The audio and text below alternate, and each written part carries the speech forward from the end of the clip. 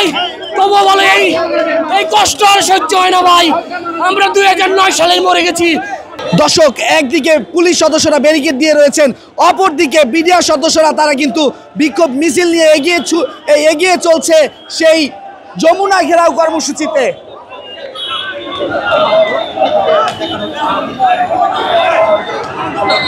দর্শক, আপনারা দেখতে পাচ্ছেন এই মুহূর্তে শাহবাগ থেকে, এবং এই জায়গাটিতে আমরা যেমনটা দেখতে পাচ্ছি বিডিআর সদস্যরা তারা কিন্তু ঠিক যমুনা ঘেরাও কর্মসূচি যে আজকে দিয়েছে সেই দিকে কেন্দ্র করে তারা কিন্তু ইতিমধ্যে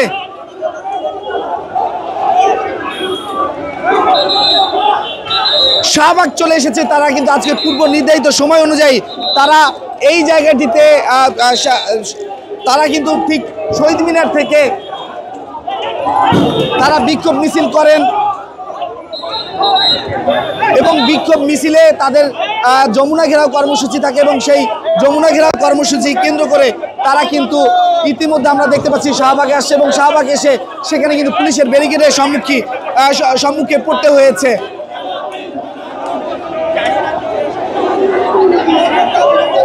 এবং অসংখ্য বিডিআর সাবেক বিডিআর সদস্যরা কিন্তু এখানে রয়েছে।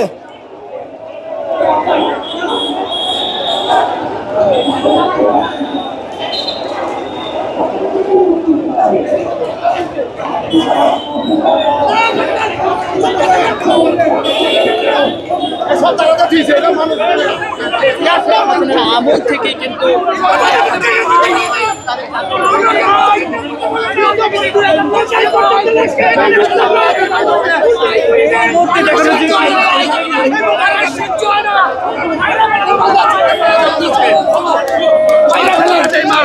মাইরা ফেলেন ভাই, তবু বলে এই কষ্ট আর সহ্য হয় না ভাই।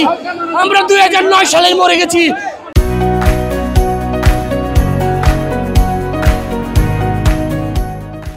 বিনা দোষে আমাদেরকে 7 বছর জেল জুলুম কাটিয়েছে। ঢাকাতেও ছিলাম না, ছিলাম আরডিসিএসে, ম্যাপ রিডিং কোর্সে গেছিলাম। আমাদের অস্ত্র হাতেও নাই, আমাদের ম্যাপ রিডিং ক্লাসে অস্ত্রও নাই, অথচ আমাদের কোনো কথাও শুনে নাই। আমাদেরকে 7 বছর জেল জুলুম কাটিয়ে আমাদেরকে নির্মমভাবে 7 বছর জেল জুলুম কাটিয়েছে অন্যায়ভাবে। এই হত্যাকাণ্ডের আমরা কিছুই জানি না। ঢাকার বাইরে যে সকল বিডিআর সদস্য আছে, আমি মনে করি আমি যেমন জানি না, আমার এরকম কোনো বিডিআর সদস্যই ঢাকার বাইরে গন্ডগোল হয়েছে, এরা কেউ জানে না ভাই।